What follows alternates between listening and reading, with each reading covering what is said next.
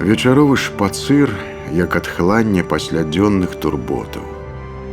Адзіная магчымасць для Францішка Скарыны усвядоміць той факт, што галоўная справа яго жыцця, якой аддадзены дзесяткі гадоў працы над перакладам і падрыхтоўчай работы, ужо пачалася, стала рэальнасцю. Ціснуць кнігі для свайго народа на роднай мове.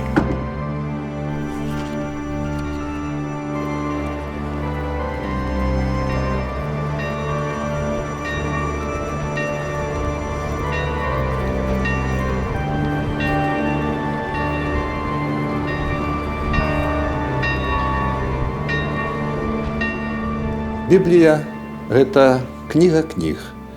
Это самая важная кніга, у якой Гасподзь, Бог, дае сваё адкравенне. Яна павінна існаваць у розныя эпохі на той мове, на якой людзі размаўляюць, на якой людзі чытаюць, на якой людзі разумеюць. Наш славуты Скарына адчуў вось гэтую патрэбнасць і палічыў, што гэта самае важнае і самае галоўнае ў яго жыцці.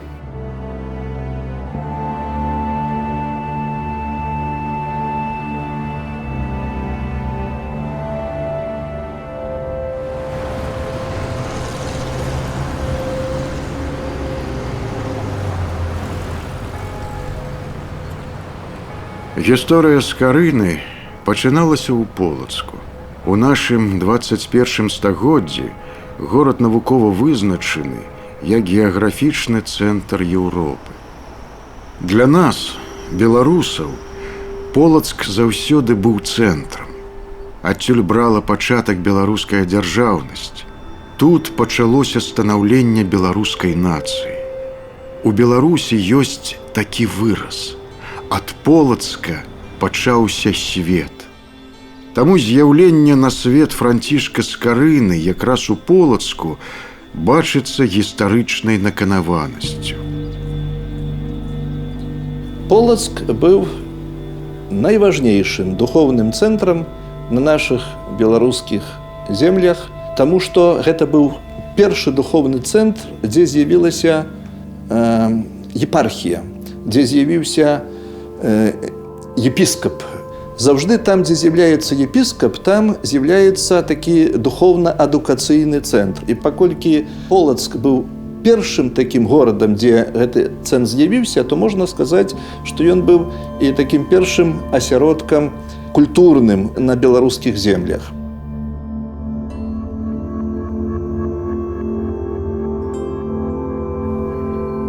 Найвыбітную постаць беларускага пантэона нарадзіла энергетыка яго папярэднікаў і наступнікаў, чыі імёны таксама складаюць гонар нацыі.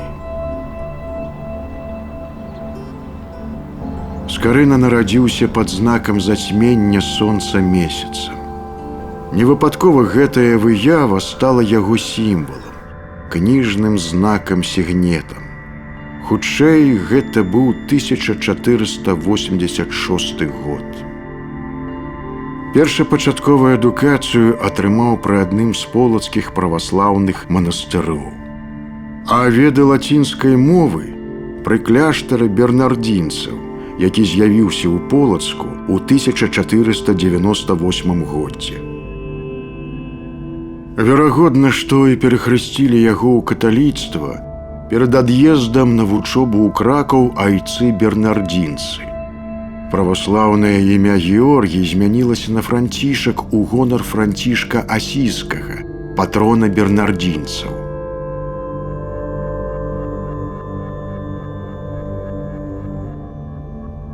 У яго была выключная любоў і да малой радзімы, да горада Полацка, які ён згадвае ў кожнай прадмове. У кожным пасляслоўі ён называе, што ён не проста доктар Францыск Скарына, дактароў было багата, але менавіта са слаўнага горада Полацка. Гэта сапраўды пэўная мужнасць нават абазначыць любоў да сваёй малой радзімы ў выданні Святога Пісання.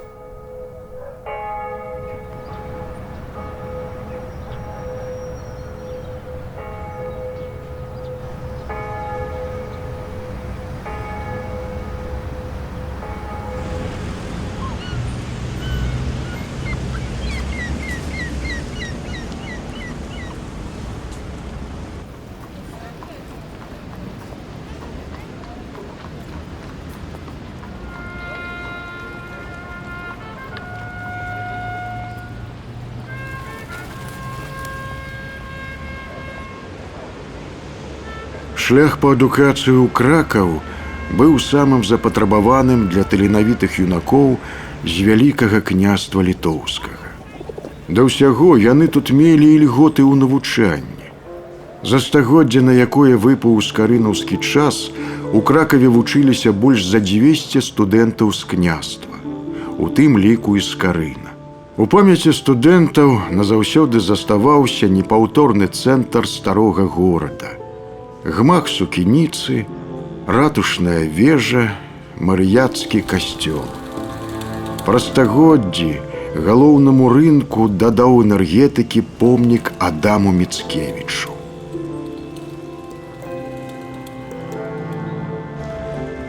Непаўторным штрыхом у абліччы горада ў свой час стаў і помнік яшчэ аднаму нашаму земляку Тадэвушу Касцюшку.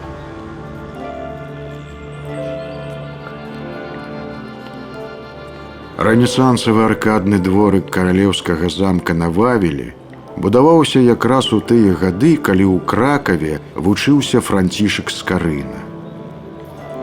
Для нашых продкаў Кракаў быў другой сталіцай пасля Вільні.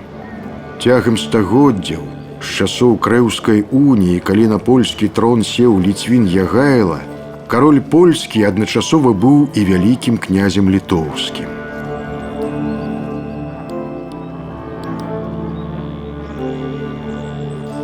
Каралеўскі замак жыў сваім верлівым жыццём. У Кракаў прыязджалі князі з Вільні, беларускіх і ўкраінскіх гарадоў для вырашэння розных спраў.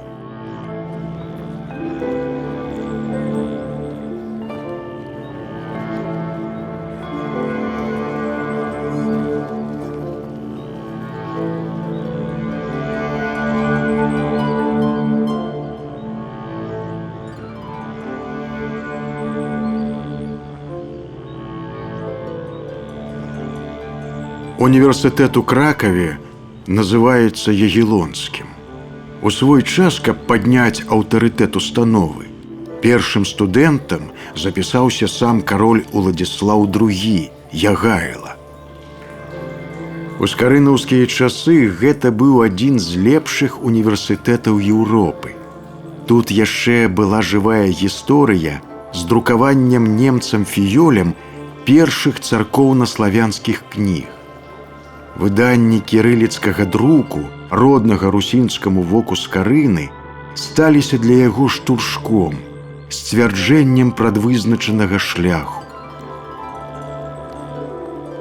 З маленькага дворыка Ягелонскага універсітэта шляхі павялі Скарыну ў шырокі еўрапейскі свет.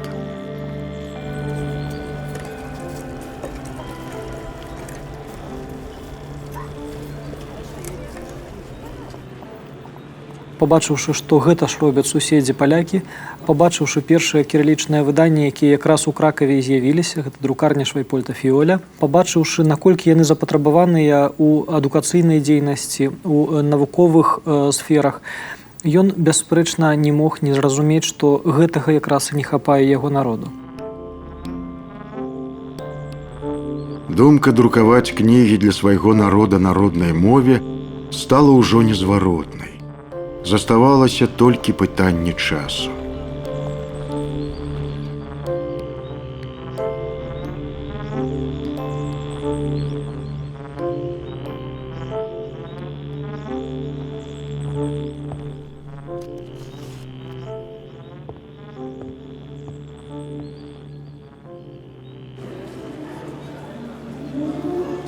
Сейчас закрываем рамку с листом на матрицу. Становимся к каретке и двумя руками задвигаем под пресс. Да? Задвигаем под пресс двумя руками. Осторожно задвинули. Становимся левей и двумя руками беремся за ручку винта. Двумя руками и тянем на себя крепко, с усилием тяните. Еще вы что? Вот оно как. И теперь назад. Ну это ж не сложно. Или сложно? Все, видите. Теперь подходим и выдвигаем каретку назад, аккуратненько. Хватит. Открываем и смотрим, получился из вас первопечатник или нет. Я думаю, что получился. Да. Открываем рамочку. Аккуратно берем лист. И самое главное, не смазать.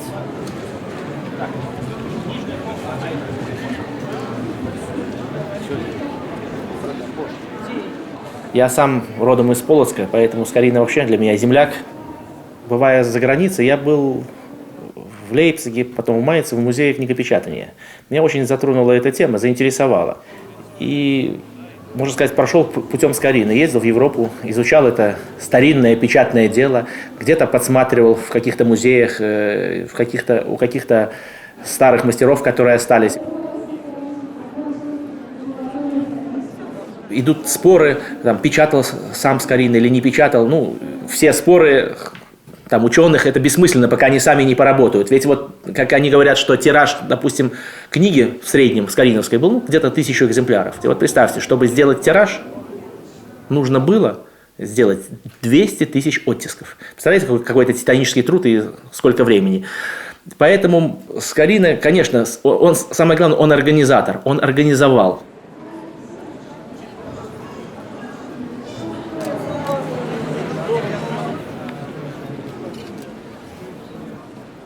Лаконы ў жыццяпісе Скарыны не даюць магчымасці дакладна сказаць, дзе ён пасля Кракава працягваў адукацыю. Адно вядома, што ў 1512 годзе у італьянскай Падуі ён абараніў ступень доктара ў навуках лекарскіх. Праз 5 гадоў пасля таго у Празе з'яўляецца доктар Францішак Скарына. Тут ён панёс крыж свайго паклікання.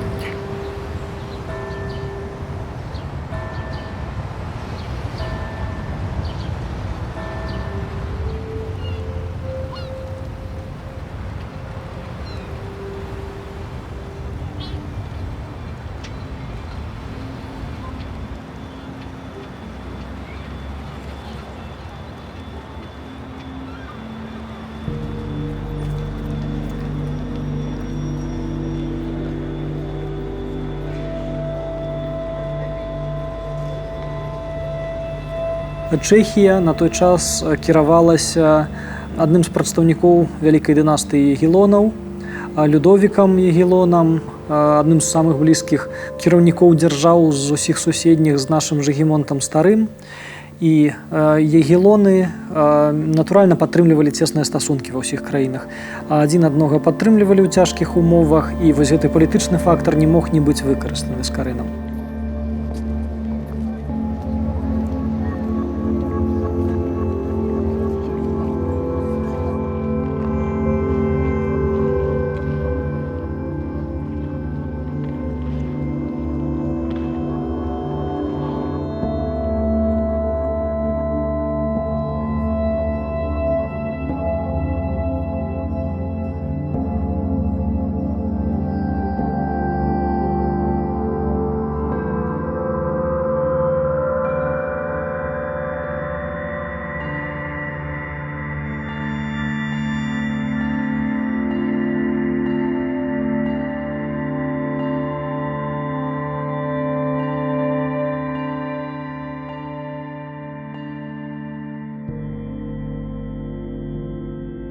Яшчэ адна надзвычай важная прычына, якая бясспрэчна была тут ключавой, гэта палітычная талерантнасць і рэлігійная талерантнасць у Чэхіі. Яна была унікальная і магла быць параўнана хіба толькі з Вялікім княствам літоўскім. Чэхія выпакутавала талеранцыю пасля цяжкіх і надзвычай разбуральных гусіцкіх войнаў. У той час тут мелі магчымасць жыць і працаваць не толькі прадстаўнікі розных краін, палітычных сілаў, але і людзі розных канфесій. Паразуменне паміж адрознымі культурамі было прынцыпова важным для Скарыны. Такое было не паўсюль. У іншых краінах мог трываць той ці іншы ўціск. Але дзейнасць Скарыны ў Празе была недасягальная для артадаксальнага каталіцкага і праваслаўнага духавенства. Сярод прычын абрання Прагі як месца для друкавання кніг была і тая, што гэта горад з высокай культурай, адзін з цэнтраў еўрапейскай цывілізацыі, да яшчэ горад славянскай культуры і мовы. Паразумецца, тут нават у побытавым плане было нашмат прасцей у параўнанні з працай у Італіі ці Германіі. І нарэшце, Усё гэта падтрымлівалася багатай традыцыяй кнігадрукавання, якой не было яшчэ ў Вялікім княстве літоўскім і ў большасці суседніх краін.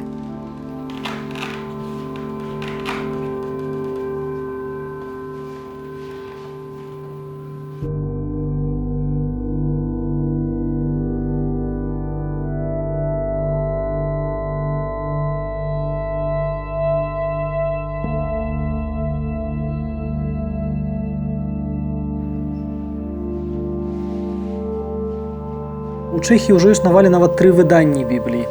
Пражская 1488 году, Кутнагорская, якое праз год пасля таго пабачыла свет, і самае з іх дасканалае венецыянскае выданне чэшскай Бібліі 1506 году. Вось якраз гэты апошні пераклад быў з Карынам таксама выкарыстаны.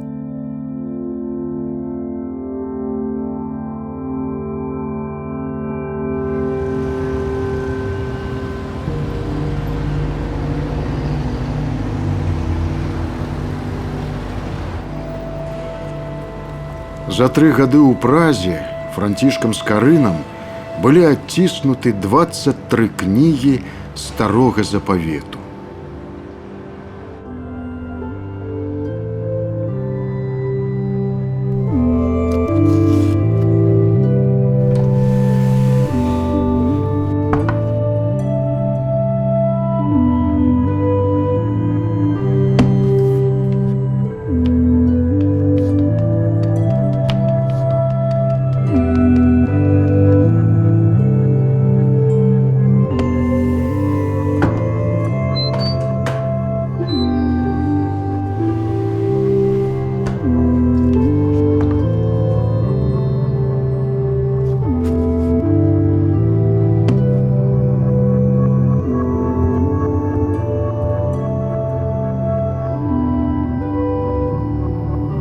Сваю выдавецкую працу Скарына пачаў з кнігі «Псалтыр».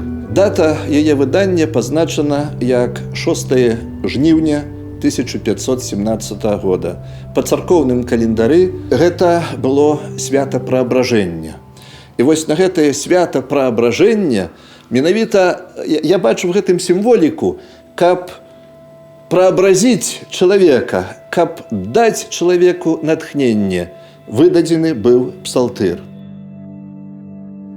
Псалом ёсць шчыт проціў бесоўскіх ночных мечтаний і страхаў, пакой дзённым работам, защититель младых і радасць старым, патеха і песня, жонам набожная малітва і пакраса, дзецям малым пачатак усякай добрай навукі, дарослым памнажэнне ў навуцы, мужам моцнае ўцвярджэнне. Яшчэ і свецкія, так бы мовіць, запісы, якія захаваліся на кнігах беларускага першадрукара, сведчаць пра даволі шырокае выкарыстанне іх ва ўжытку не толькі царкоўным, але і свецкім. Самы поўны кнігазбор скарынавых выданняў сёння можна знайсці толькі ў расійскай нацыянальнай бібліятэцы ў Санкт-Петербургу. Петербург быў сталіцай велізарнай імперіі, сталіцай вельмі багатай імперіі. І задача імператорскай публічнай бібліятэкі было збіраць усе славянскія каштоўнасці кніжныя перш за ўсё. Куплялі на аукцыёнах, куплялі ў калекцыянераў, калекцыянеры часам дарылі. Часам купцы лічылі за гонар купіць у калекцыянераў хорошыя кнігі, у тым ліку і Скарыну, падалі з бібліятэцы, за гэта яны маглі атрымаць ордэн ад бібліятэкі, бо бібліятэка была імператорская, і дырэктар бібліятэкі мог такое зрабіць.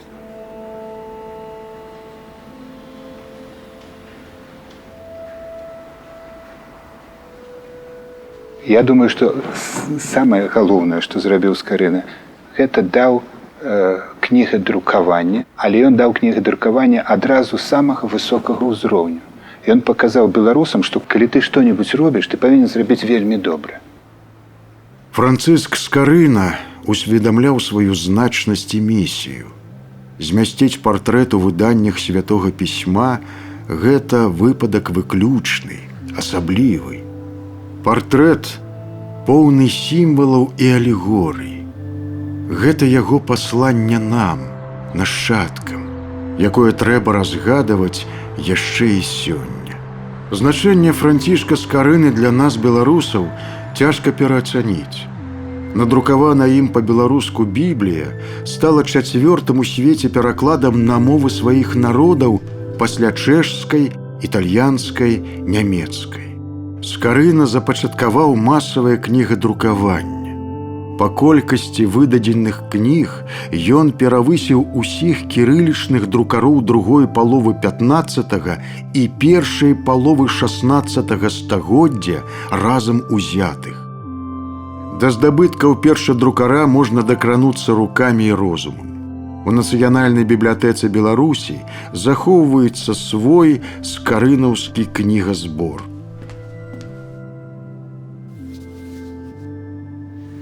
Перад намі адно з пражскіх выданняў Францыска Скарыны. Гэта кніга святога Іова.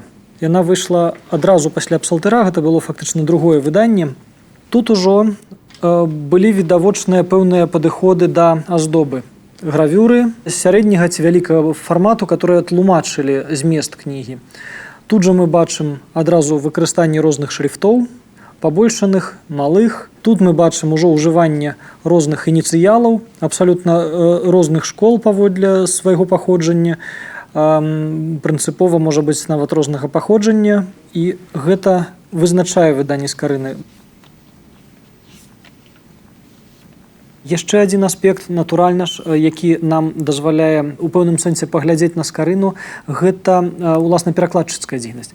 Перакладчык на той час гэта асоба неардынарная абсалютна. Іх было надзвычай мала, і мала хто рызыкаваў перакладаць, у прынцыпе, з класічных моў, як лацінская, грэчаская, іврит, арамейская і гэтак далей. Перад тым, як гэтыя кнігі сталі выходзіць, пачынаючы з 1517 года, быў вельмі доўгі шлях і перыяд падрыхтоўкі. Безумоўна, біблейскія тэксты ў іх царкоўна-славянскім традыцыйным выглядзе яму былі з дзяцінства знаёмымі. Па іх яго вучылі калісьці чытаць і пісаць і разумець свет. Але трэба было усё тое, што ён ведаў з маленства, пераасэнсаваць. Трэба было паглядзець на вопыт іншых людзей. І гэта, канешне, патрабавала вялікага часу.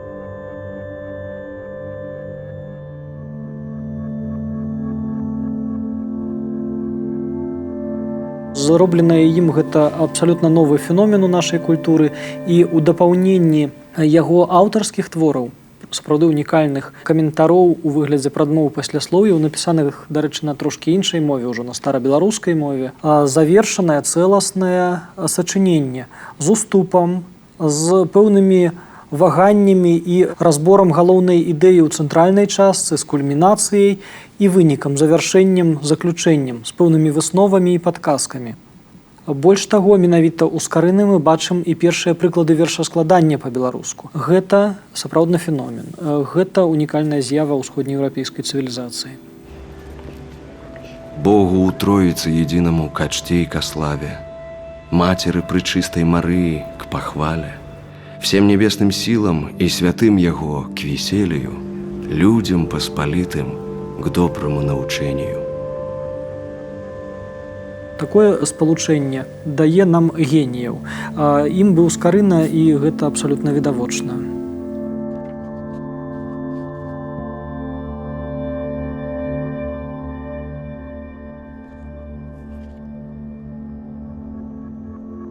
Бачыце, сам Скарына, ён пачаў не з кнігі быцця, дзе ў яго агульны тытульны аркуш. Ён пачаў з псалтыра, а потым кнігі Бібліі ў яго ў вельмі такім цікавым парадку выходзілі. І толькі ў канцы пражскага перыяда свайго кнігадрукавання, сваёй дзейнасці, ён надрукаваў агульны тытульны аркуш. І ўжо сказаў: «Я даю Біблію». То есть ён змог сказаць, што я гэта змог. Горад трыумфу, волею лёсу, стаў і горадам апошніх гадоў жыцця. Помнік у Празе стаіць на месцы каралеўскага батанічнага сада на Грачанах, які стварыў і дзе працаваў Скарына на схіле жыцця. Магчыма, мы б не так глыбока ўспрымалі подзвіг Скарыны, калі б яго выдавецкая дзейнасць у Празе і завяршылася. Але лёс выкіраваў больш лагічна і правільна. Першы друкар пакінуў Прагу, каб прадоўжыць выдавецкую справу на радзіме.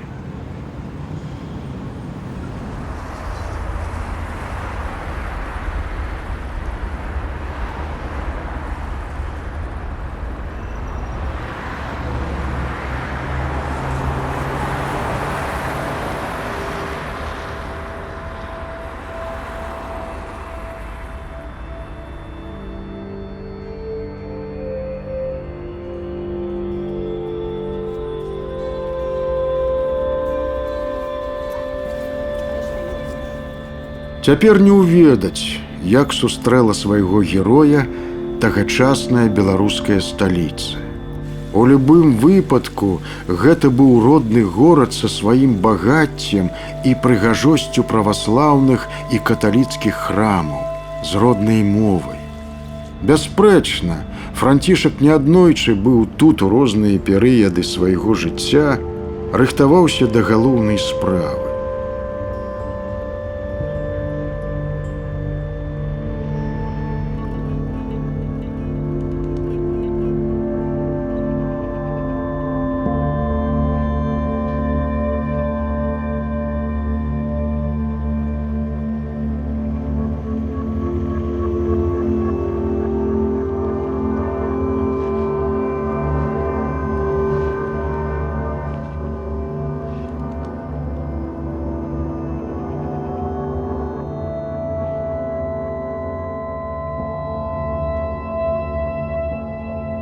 Відавочна, тут быў яшчэ і разлік яго сяброў і мецэнатаў-фундатараў, якія падтрымлівалі справу Скарыны ў сталіцы Чэхіі. Наладзіць на радзіме друкарскую справу танней. Першая ў родным краі друкарня месцілася ў доме найстаршага бурмістра Якуба Бабіча, аднаго з мецэнатаў Скарыны. Тут у 1522 годзе была адціснута малая падарожная кніжыца, зборнік рэлігійных і свецкіх твораў. А ў 1525 годзе быў выдадзены апостал, тэксты новага запавету. Малая падарожная кніжка якраз разлічана на тых людзей, якія часта ў падарожжы, на купцоў. Вось, якія ў падарожжы чалавек таксама павінен маліцца, і для гэта яму трэба даць кнігу. Вось. Так што сапраўды Скарына бачыў сваю задачу ў тым, каб паміма храма, у якім гэтыя кнігі былі для богаслужэння, даць пісьменным людзям, граматным людзям магчымасць чытаць і вывучаць свяшчэннае пісанне дома. І ў гэтай кнізе мы знаходзім, па-першае, што? Новы прынцып, новы падыход Скарыны да выпуску літаратуры. Удвая меншы фармат, чым у пражскіх выданнях. У кнізе ўключана вялікая колькасць тэкстаў, як это было часта ў следаваных псалтырах. Уласна сам псалтыр, часаслоў, шасцідневец і многія іншыя. Мы бачым тут друк у дзве фарбы, чорнай і чырвонай. На той час это было вельмі прыгожа і вельмі рэдка. Найбольш нейкія яркія важныя моманты, яны выдзелены менавіта чырвоным колерам. Самыя ўрачыстыя тэксты альбо тэксты загалоўкаў. Партнёрамі Скарыны былі ўсё ж такі людзі адукаваныя і высокапастаўленыя. Павышэнне ўзроўню асветы сярод грамадства, а менавіта на адукацыйную задачу Скарына ўвесь час звяртае ўвагу, было вялікай важнай задачай для любога ўраду, для любой мэріі, бо гэта павышала канкурэнтаздольнасць краіны ў цэлым.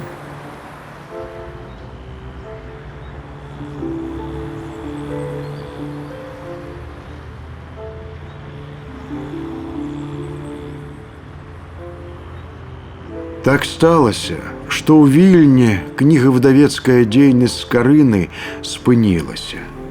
Лёсам яму была наканавана эміграцыя і апошнія дні на чужыне. Скарына нідзе ў прадмовах не указвае сваёй канфесійнай прыналежнасці і прама не піша аб тым, што яго кнігі прызначаны для людзей той ці іншай канфесіі.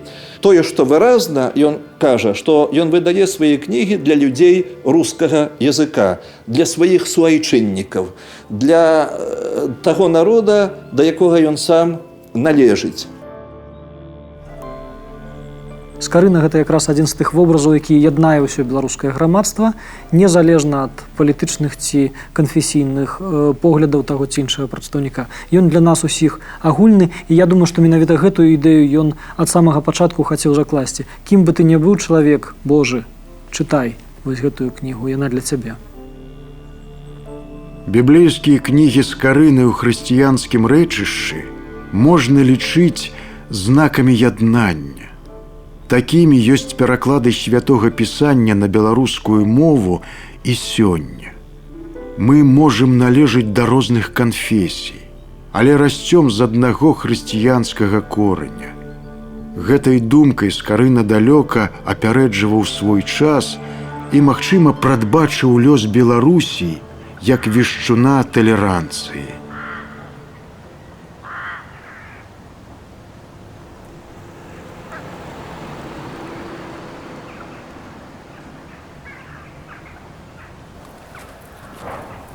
Няхай не рупна, але духоўныя запаветы вучонага і асветніка не забываюцца.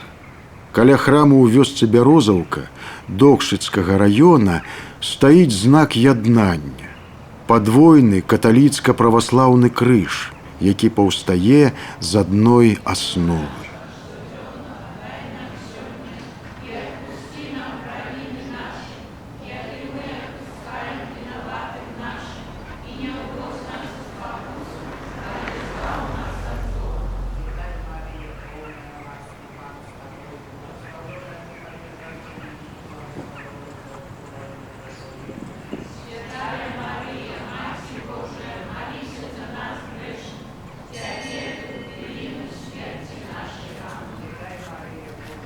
Мясцовыя жыхары, каталікі і праваслаўныя прыходзяць у касцёл маліцца разам. Тут поруч вісяць абразы каталіцкіх і праваслаўных святых.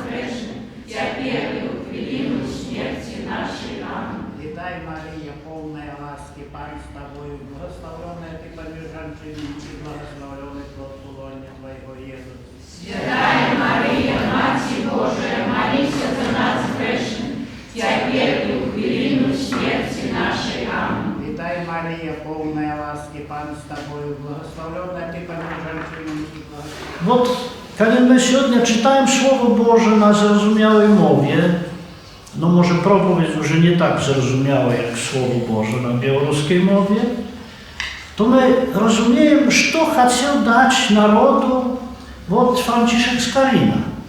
Человек, который был в Италии, который был в Кракове учился, который видел много чего в жизни своей, который был медиком. И он знал, что человеку потребно что? Не только веда. Человеку потребна мудрость. А эту мудрость где можно найти? Францишек Скарына знал, что дать человеку мудрость надо шукать источника, крыницы мудрости. А где та крыница? В Божьем Слове. Czy кто-нибудь выдумал z ludzi lepszą, głębszą, głębszą mądrość, чем заповедь, której Bóg nam każe lubić bliźniego samego, swojego jak samego siebie. Вот эта мудрость, которую в народной мове Францишек Скарына хотел передать. Когда человек дышит двумя легкими, левым и правым, jego ciało, jego organizm, jego życie funkcjonuje очень крепко. Когда отнять ему одно легкое, левое albo prawe, słabszy становится. Tak случилось z chrześcijaństwem. Prawe chrześcijaństwo bez lewego chrześcijaństwa jest słabe. I lewe chrześcijaństwo bez prawa тоже słabe. Задыхается постоянно. Поэтому в этом организме, jaki создал Бог, в организме христианства, powinno być i lewe, lekkie, i prawe. I nie надо ich odróżniać tak, żeby było takie same. Надо их так держать, близко siebie, как służyli вот этому великому, чудесному организму, jaki называется христианство.